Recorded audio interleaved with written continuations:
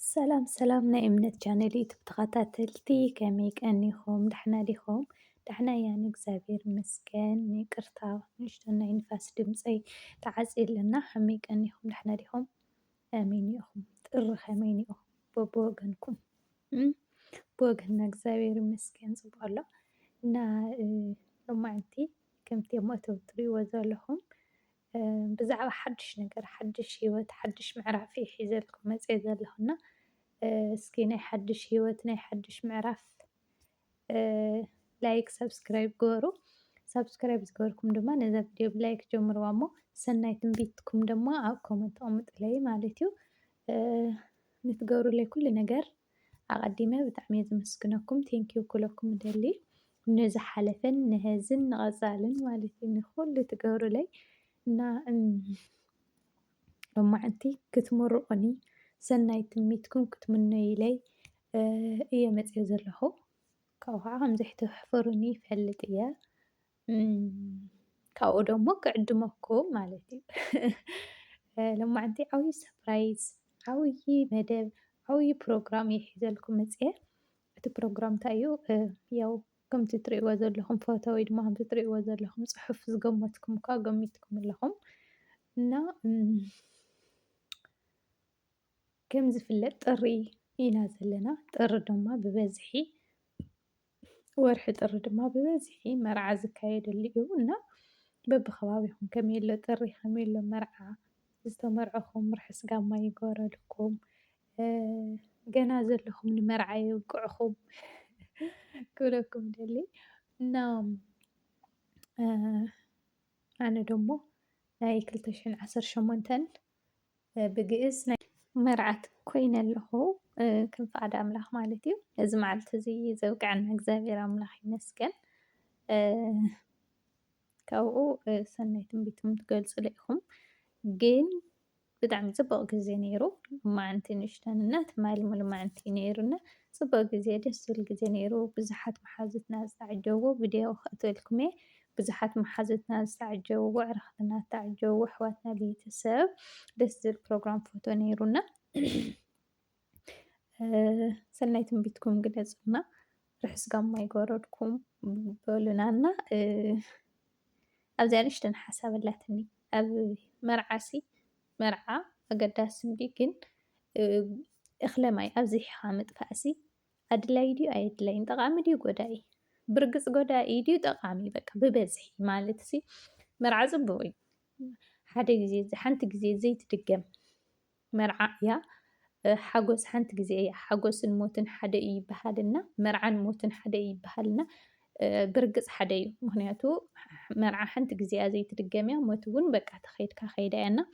ብከምኡ እዩ ዝግለፅ ብተለምዶ ግን ንሱ ከም ዘሎ ኮይኑ ኣንእስ ኣቢልካ ሕጉስ ዝኾነ ወይ ድማ ደስ ብዝብል መንፈስ ክትሕልፎ ትኽእል ኢኻ በሃሊት እየ ኣነ። ግድን እኽለ ማይ በቃ ዓውዓው ገለ ግድን ኣይኮነን ብዙሕ እኽለ ማይ ክትገብር ኣዝዩ ምጥፍኡ ክተጥፍኦ ማለት ሲ ካበያ ምዉቕ መርዓስ ምዉቕ ሓዳር ሂብካ ይብሉ እዮም ወለድና እና ኣነ ከምኡ እየ ዝደሊ ከምኡ እየ ዝምነ ማለት ብዙሕ እኽለ ማይ ምጥፋእ ዘይኮነሲ በቃ ኣብ ሓዳርካ ውሽጢ ሲ ምዉቕ ናብራ ምንባር እየ ዝደሊ ከምኡ እየ ዝምነ ደሞ።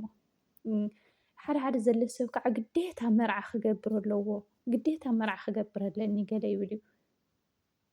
ማለት ደስ ይብለካ እዩ ቤተሰብካ ክትእክብ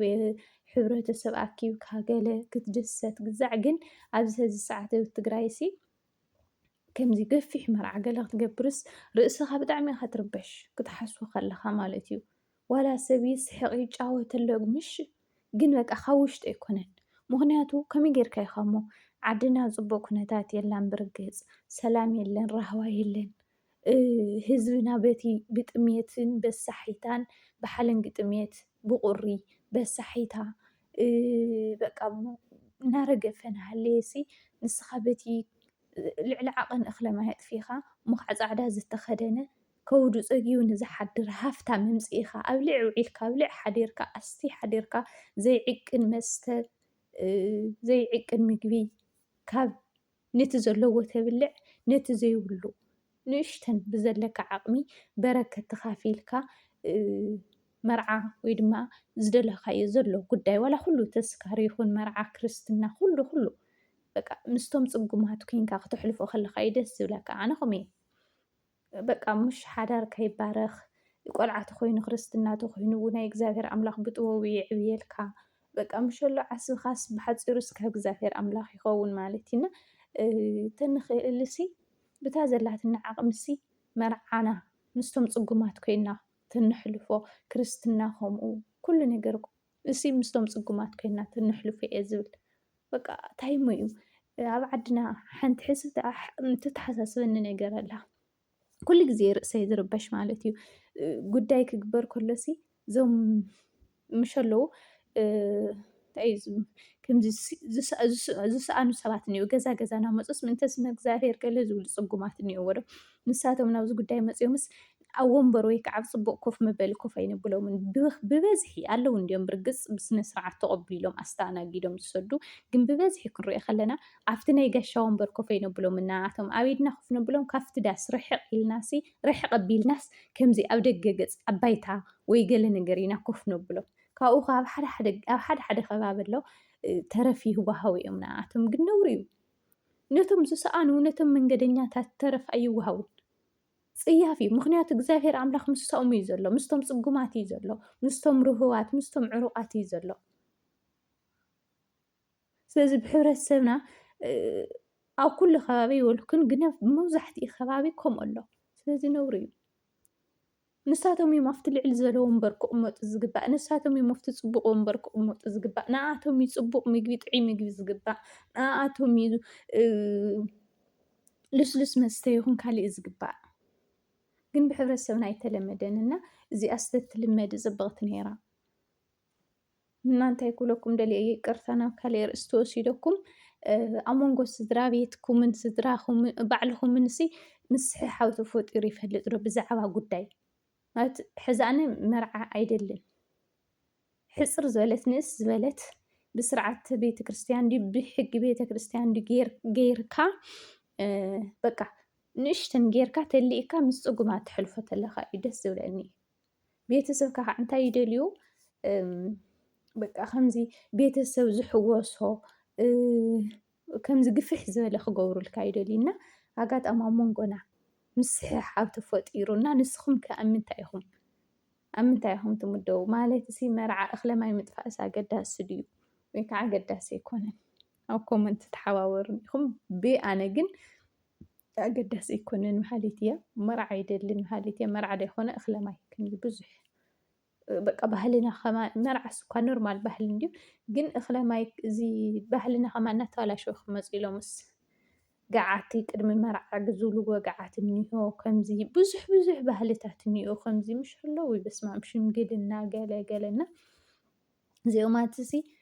ክድገፉ ዘይግብኦም ነገራት ንባህልና እናጠሓስዎም ዝኸዱ እናበላሸውዎም ዝኸዱ እሞ በቲ ሰብ እናጠመየ ሰብ እናረገፈ ከሎሲ ኡፍ ዓለም ግን በቃ ከመይ ምዃና ምንረዳእ ኣብያትና በቃ በቲ ብጣዕሚ እዩ ዝገርመካ በቲ ሰብ ብጥሜት ይሞት በቲ ልዕሊ ዓቕሊ እንዳሲ ትከል ገለ ብጣዕሚ እዩ ዝገርመካና ይቅርታ ዘረባ በዚሕልኩም ንስኹም ርጫኹም እዩን እዩ ሕዚ ኣነሲ ብደንቢ ሰፊሕ መርዓ ገይረ ዶ ክምርዖ ወይ ከዓ ከምታ ዝብለኩም ዘለኹ ኣሕፅረ መጠን ኣቢለ ዝተረፉ ምስ ዝተረፈ ተሊእካ ምስ ፅጉማት ምሕላፍ ዶ ይበልፅስ ወይ ከዓኒ እኽለ ማይ ጌርካ ዘይትድገም ማዓንቲ እያ እኽለ ማይ ዓብይ ዳስ ጌርካ እኽለ ማይ ጌርካ ኖርማል መርዓ ምሕላፍ ምርጫኹም ብበዝሒ ብበዝሒ ብልጭ ኣብ ኮመንት ኣቕሙጥለይ ካብኡ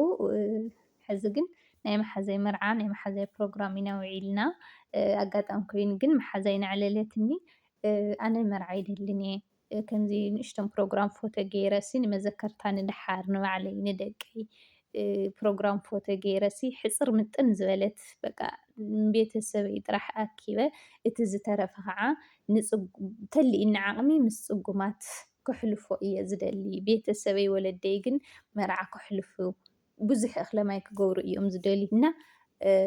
ከመይ ይሐይሽ ኢለ ኣነ እናጋገረትኒ ንኸምኡ እየ ናባኹም ኣቢለያና እስኪ ሓሳብኩም ኣብ ኮመንት ኣቕምጡለይኹም። ብቐፃሊ መደብ ሽካብ ንራኸብ ሰናይ ንዓኹም ባይ ቴንኪዩ